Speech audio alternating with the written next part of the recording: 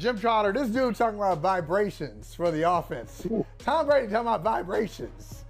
Okay, it's a vibe, right? He had a good line, more F-bombs and touchdown passes. But the bottom line is, I look at him, and I've seen him his entire career, and this is a Tom Brady I've never seen before. Not the guy who was yelling at people. I've seen that many times. But it's Tom Brady who it's that old Saturday Night Live bit where Eddie Murphy was James Brown, and he was like trying to put his toe in the water. He's going, man, toe in the water. Hot tub. He's going back and in. And you know, Tom Brady's in the hot tub. Okay, do you want to be in? Are you in with the team? Are you retired? Are you making exceptions for yourself and not looking at it from the eyes of your teammates, but looking at it through your own eyes and expecting them to understand, because you're Tom Brady, you're the quarterback, you've revived a dormant franchise. They hadn't been to the playoffs in a dozen years before you got there, and you made them legitimate again. So maybe, Jim, in the back of his mind, is he thinking, come on, I'm good for it. You know I'm good for it. I'm the best shot you got at winning. Just understand what I'm going through. I think it's really tough. I don't think you can be a part-time quarterback, and he is part-time in some of his actions. He is a part-time quarterback for the Tampa Bay Buccaneers. You and I talked about this before the start of the season, and I remember raising the question with you, at least as I understand it from being around professional athletes, and that is that once you talk about retirement, you're retired. And Tom Brady didn't talk about it. He did retire, and now he's come back. Look, the one thing with Tom Brady that we have never, ever been able to do is question commitment. And right. When he misses a walkthrough and is not with the team on a Friday night because he goes to Robert Kraft's wedding, correct me if I'm wrong, Michael, was Bill Belichick at that wedding? He was not. He was not there because he had to get ready for the game. That's my point. They needed. That is my point. Needed it. They needed that win in Cleveland. I can't drop by New York and incredibly think I'm prepared for a game we got to win in Cleveland. Now, some of his players were there, and if they had lost this game, I'm talking about Patriots players, they probably would be getting some smoke here in Boston and nationally. Well, what are you doing there? Devin McCourty was there, and David Andrews. If David Andrews had given up a couple of sacks on Brady Zappi, they'd be like, hey, man, you're not focused on the job at hand? You got a backup, you got a third-string quarterback, and you spending time at the owner's wedding?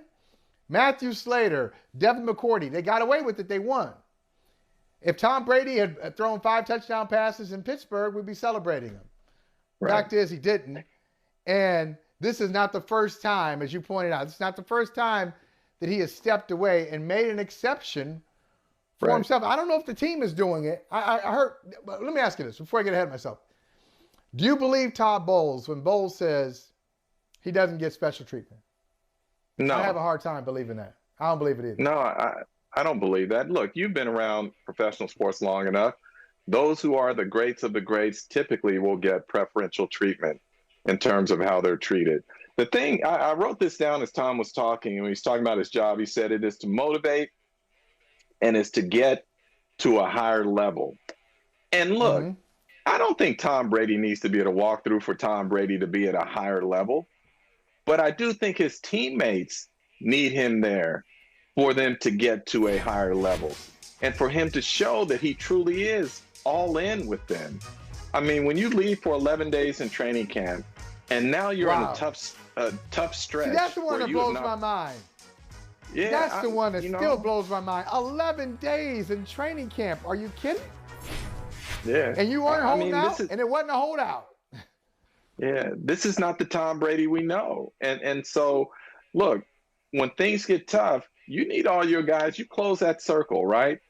You don't expand it. You close it. You all come together. You got each other's back.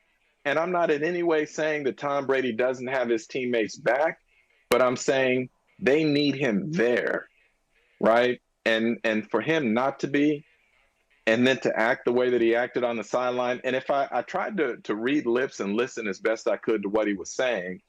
And at one point I heard him say to them, to some extent, you can play better than this, right?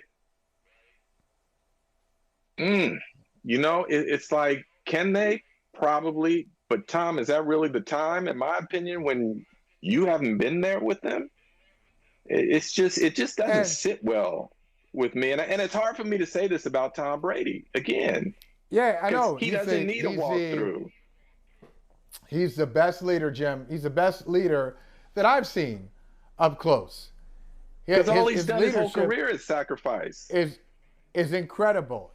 He has a way of just getting the most out of not only star players, but the least likely, the guys that you really aren't thinking of. He not only does he get the most out of them, but he's got connections with them. I mean, sometimes he's just going around in his spare time. Some people are just relaxing in his spare time. Sometimes he's just sending a text to people that he used to play with 3 years ago or 5 years ago. Hey, thinking about you, love you, just sending this kind of stuff, like really connecting with a range of personalities.